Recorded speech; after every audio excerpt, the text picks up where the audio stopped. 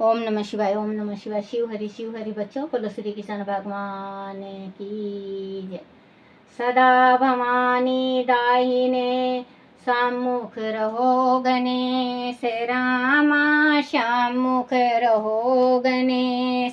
पांच देव रक्षा करो, ब्रह्मा विष्णु महेश, सियापति राम। जय जय राम, मेरो मन बसियो सीताराम।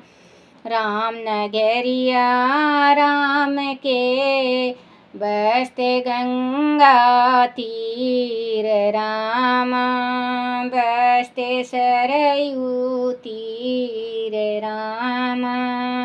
चौकी हनुमत वीर की, राम जी चौकी हनुमत वीर की। बोलो सियापति रामचंद्र भगवान की जय। गणेश भगवान की जय। रुद्र संहिता की जय। शिव पुराण में दक्ष की 60 कन्याओं का विवाह दक्ष और वीरणी के यहाँ देवी शिवा का अवतार दक्ष द्वारा उनकी स्तुति तथा सती के सतगुणों एवं चेष्टाओं से माता पिता की प्रसन्नता। ब्रह्मा जी कहते हैं, देव ऋषि इसी समय दक्ष के इस बर्ताव को जानकर मैं भी वहां आ पहुंचा और पूर्ववंत उन्हें शांत करने के लिए सत्वान देने लगा। तुम्हारी प्रसन्नता को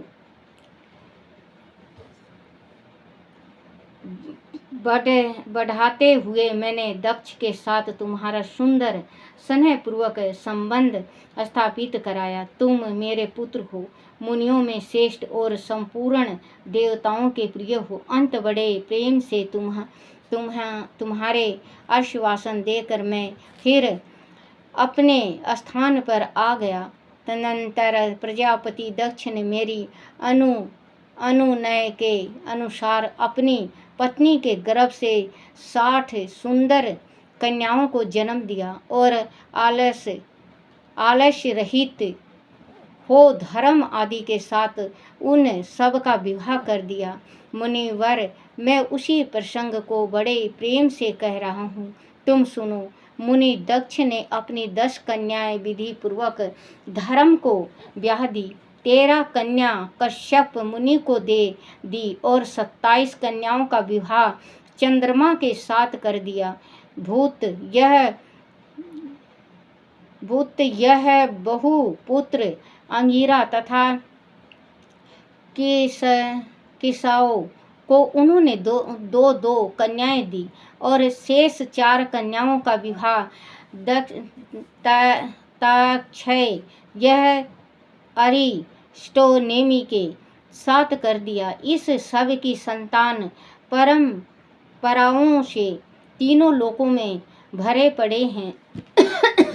सॉरी बच्चों, परंपराओं से तीनों लोकों में भरे पड़े हैं। अंत विस्तार भय से उनका वर्णन नहीं किया जा सकता। कुछ लोग शिवा या सती को दक्ष की जेठ पुत्री बताते हैं, दूसरे लोग उन्हें मझली पुत्री कहते हैं तथा कुछ अन्य लोग सबसे छोटी पुत्री मानते हैं। कल्प भेद से यह तीनों मत ठीक हैं। पुत्र और पुत्रियों की उत्पत्ति के पश्चात पत्नी सहित प्रजापति दक्ष बड़े प्रेम से मन ही मन जगदम्बा का ध्यान किया। साथ ही गद वाणी से प्रेम पूर्वक उनकी स्तुति भी की। बारंबार अंजलि बांधकर नमस्कार करके वह विनती भाव से देवी को मस्तक झुकाते थे। इससे देवी शिवा संतुष्ट हुई और उन्होंने अपने प्राणों की पूर्ति के लिए मन ही मन वह विचार किया कि अब मैं वीरणी के गर्भ से अवतार लूं। ऐसा विचार कर वह जगदम्बा दक्ष के हृदय में निवास करने लगी।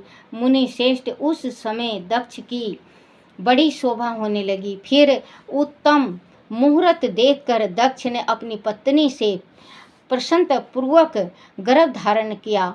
तब दयालु शिवा दक्ष पत्नी के चिंतन में निवास करने लगी। उन्हें में गर्भ धारण के सभी चिन्ह प्रकट हो गए। तात उस अवस्था में विरणी की शोभा बढ़ गई और उनके चिंतन में अधिक हर्ष छा गया। भगवती शिवा के निवास के प्रभाव से विरणी महामंगल पूर्णी हो गई। दक्ष ने अपने कुल समय प्रदायक वेद ज्ञान और हार्दिक उत्साह के अनुसार प्रसन्न पूर्वक पुष्पवन आदि संस्कार संबंधी श्रेष्ठ क्रियाएं संपन्न की। उन कर्मों के अनुष्ठान के समय महान उत्सव हुआ। प्रजापतियों ने ब्राह्मणों को उनकी इच्छा के अनुसार धन दिया। उस अवसर पर विरणी के गर्भ से देवी का निवास हुआ।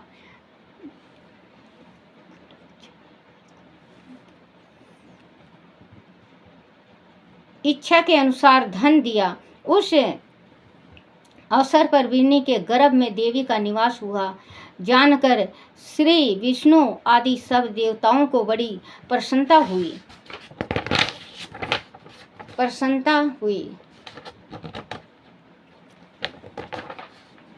उन सब ने वह आकर जगदम्बा का सत्वान किया और समस्त लोगों का उपकार करने वाली देवी शिवा को बारंबार प्रणाम किया।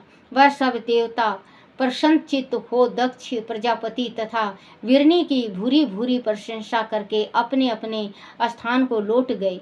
नारद जब 9 महीने बीत गए तब लौकिक गति के निर्वाह कराकर 10वें तक महीने के पूर्ण होने पर चंद्रमा आदि ग्रहों मुहूर्त में देवी शिवा शीघ्र ही अपनी माता के बच्चों, ये कहते हैं ना, स्त्री को जैसे बड़े बुजुर्ग पहले समझदार थे और पहले जाना भी करते, तो जैसे कि पूछा करते कि जो स्त्री गर्भवती है कि कौन सा महीना लगा हुआ है, तो वो कहती कि मेरा 3रा महीना, 4था महीना, 9वां महीना लग गया है। तो 9वां महीना के अगर परछाई देख के, जैसे 8.5 महीने में या 8.25 महीने में बच्चा होता है तो वो लड़का होता है, पहले के बुजुर्ग बताया करते, हम सुना करते। और जैसे कि 9 महीना उतर जाता है, 9 महीना उतर जाए और 10वां महीना लग जाए तो आप ये समझ लेना कि लड़की होगी, क्योंकि पहले के जो बुजुर्ग थे वो ये तो अल्ट्रासाउंड वगैरह अटरम पटरम थे नहीं, औरतों को चला के बता दिया करते। तो माँ भगवती भी हुई है तो 9 महीना उतर के 10वां महीना में 10 महीने में माँ भगवती हुई है। तो लड़की जो होती है वो 10 महीने में होती है, लड़का जो होता है वो 9 महीने में होता है। लौकिक गति का निर्वाह कराकर, देखो बच्चों ये स्पष्ट लिखा है, 9 महीने बीत गए तब लौकिक गति का निर्वाह कराकर 10वें महीने के पूर्ण होने पर, 10वें महीने के पूर्ण होने पर, जैसे 10 महीना लग जाए, पूर्ण होने पर चंद्रमा आदि ग्रहों तथा ताराओं की अनुकूलता से युक्त सुखद मुहूर्त में देवी शिवा शीघ्र ही अपनी माता के सामने प्रकट हुई। उनके अवतार लेते ही प्रजापति दक्ष बड़े प्रसन्न हुए और उन्हें महान तेज से देदी पलामान देख उन्हें मन में यह विश्वास हो गया कि साक्षात वह शिवा देवी ही है, मेरी पुत्री के रूप में प्रकट हुई हैं। उस समय आकाश से फूलों की वर्षा होने लगी और मेघ जल बरसाने लगे। मुनीश्वर सती के जन्म लेते ही संपूर्ण दिशाओं में तत्काल शांति छा गया। देवता आकाश में खड़े हो मंगलिक बाजे बजाने लगे। अग्निशालाओं की बुझी हुई अग्नि सहसा प्रज्वलित हो उठी और सब कुछ परम मंगलमय हो गया। वीरणी के गर्भ से साक्षात जगदम्बा को प्रकट हुए देख दक्ष ने दोनों हाथ जोड़कर नमस्कार किया और बड़े भक्ति भाव से उनकी बड़ी स्तुति की। बुद्धिमान दक्ष के स्तुति करने पर जगदम्बा शिवा उस समय दक्ष से इस प्रकार बोली, जिससे माता वीरनी ना सुन सके। देवी बोली, हे प्रजापते, तुम पहले पुत्री रूप में मुझे प्राप्त करने के लिए मेरी आराधना की थी। तुम्हारा यह मनोरथ आज सिद्ध हो गया। अब तुम उस तपस्या के फल को ग्रहण करो। उस समय दक्ष से ऐसा कहकर देवी ने अपनी माया से शिशु रूप धारण कर लिया और शेष भाव प्रकट करती हुई वह रोने लगी। उस बालिका का रुदन सुनकर सभी स्त्रियां और दासियां बड़े वेग से प्रसन्नतापूर्वक वहां आ पहुंची।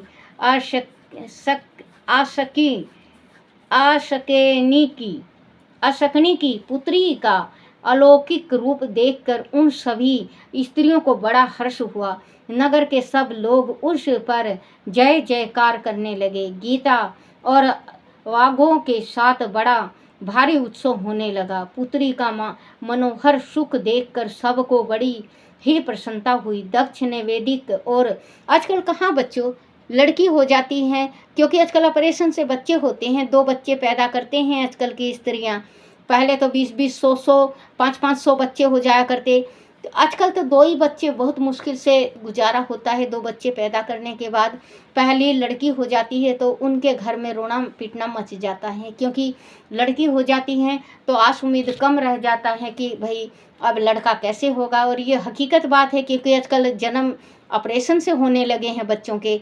तो आगे बच्चा 2 बच्चे में या 3 बच्चे में डॉक्टर ही मना कर देता है कि बच्चा नहीं होगा। इस वजह से भगवान को इस संसार में जैसे चलाया है वैसे ही उस नज़र में रखना चाहिए। पहला लड़का दे दे, बाद में लड़की दे दे। लड़का लड़की बहुत है, लड़का हो गया लेने के वास्ते बहू आएगी, और बेटी हो गई देने के वास्ते आप कन्यादान दे सकते हो।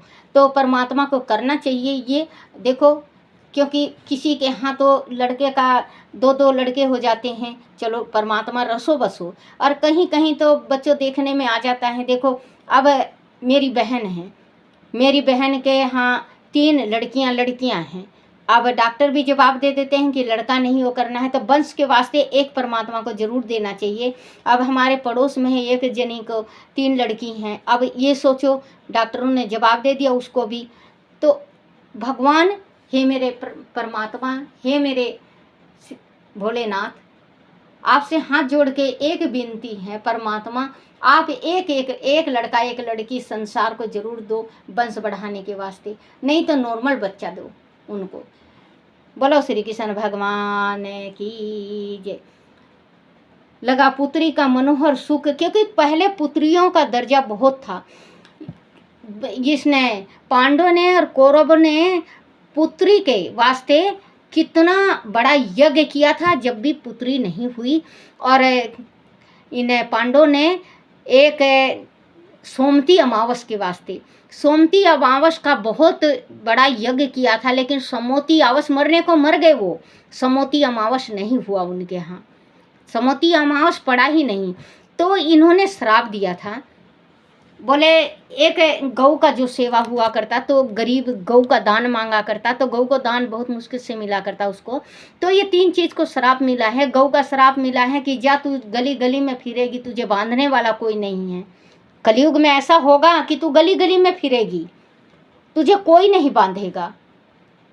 लड़कियों को श्राप मिली कि तू एक एक घर में 4-4, 5-5 लड़की पैदा लेगी और तुम्हारा पूछ नहीं होगा। वैसे ही सोमवती अमावस को, जो सोमती अमावस पड़ता है, सोमवती अमावस को पड़ा श्राप मिला कि तू कलयुग में मारी मारी फिरेगी, तुझे पूछने वाला कोई नहीं मिलेगा। सोमवती अमावस से 2 महीना छोड़, 4 महीना छोड़, 6 महीना छोड़, सोमवती अमावस साल में 2 दफ़े आ जाती हैं बच्चों। लेकिन उस सोमवती अमावस को कोई मानता नहीं, मानने वाला मानता है लेकिन फिर भी उतना नहीं जितना पहले उस का मान होता। तो वही कहते हैं बच्चों, ये किस्मत का खेल है, ये जग का खेल है, कोई हंसता है कोई रोता है। ये संसार में जो आया है, धूप और छाँव, दुख और सुख भाई बहन के जैसे होते हैं। बड़ी ही प्रसन्नता हुई। दक्ष ने वैदिक और कुलोचित आचारक विधि पूर्वक अनुष्ठान किया, ब्राह्मणों को दान किया और दूसरों को भी दान बांटा। सब और यथोचित गान और नृत्य होने लगे। शांति भक्ति के मंगल कीर्तियों के साथ बहुत से बाजे बजने लगे। उस समय दक्ष ने समस्त सतगुणों की सत्ता से प्रसन्नचित्त होने वाले अपनी उस पुत्री का नाम प्रसन्नतापूर्वक उमा रखा। तदनंतर संसार में लोगों की ओर से उनके और भी नाम प्रचलित किए गए, जो सब के सब महान मंगलदायक तथा विशेषत समस्त दुखों का नाश करने वाला है। विरणी और महात्मा दक्ष अपने पुत्री का पालन करने लगे तथा वह शुक्ल पक्ष की चंद्रमा के समान दिनों दिन बढ़ने लगी। धीज्य श्रेष्ठ बाल्य अवस्था में भी समस्त उत्तम गुण उसमें उसी तरह प्रवेश करने लगे जैसे शुक्ल पक्ष के बाल चंद्रमा में भी समस्त मनोहरिणी कला से प्रविष्ट हो जाती हैं। दक्ष का सती सखियों के बीच बैठी बैठी जब अपने भावों में निमग्न होती थी, तब बारंबार भगवान शिव की मूर्ति को चित्रित करने लगती थी। मंगलमयी सती जब बालचित सुंदर गीत गाती, तब शतानु हर यम रुद्र नाम लेकर शत्रु शिवा का स्मरण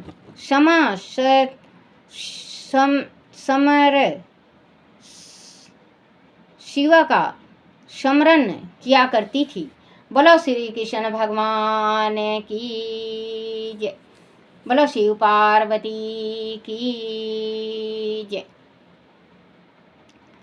एक छोटी सी लड़की पार्वती शिव शंकर की पूजा करती है। एक छोटी सी लड़की पार्वती शिव शंकर की पूजा करती है।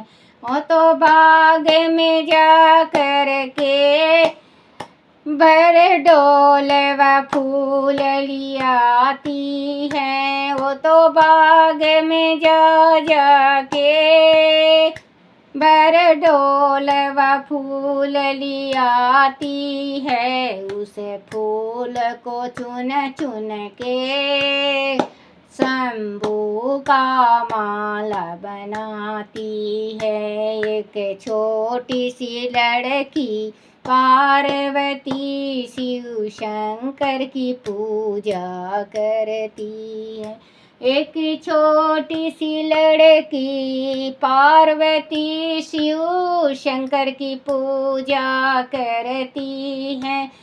वो तो गंगा जी में जाती है। वो तो गंगा जी में जाती है। भर झारी जल लियाती है। वो तो गंगा जी में जाती है। भर लोटा जल लियाती है। शिव शंभू को नहलाती है। एक छोटी सी लड़की पार्वती शिव शंकर की पूजा करती है। बोलो शिव पार्वती की जय। बच्चों, ये भजन मैं छोटी थी जब गाया करती। इस भजन को याद नहीं है, मैं वैसे ही गुनगुना दी हूँ थोड़ा सा। मुझे माफ़ करना, मेरे से गलती में कुछ भी निकल जाए या कुछ भी वो हो जाए तो।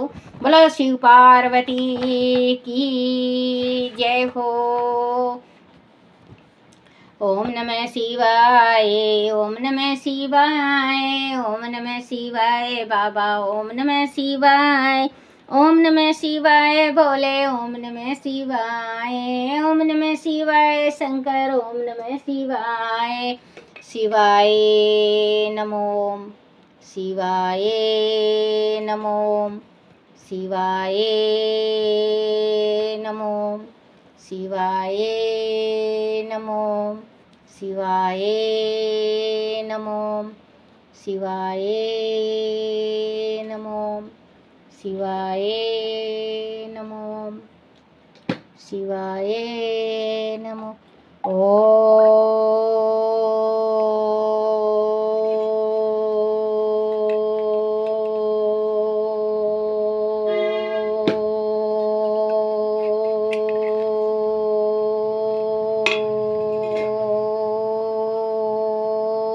नमः शिवाय।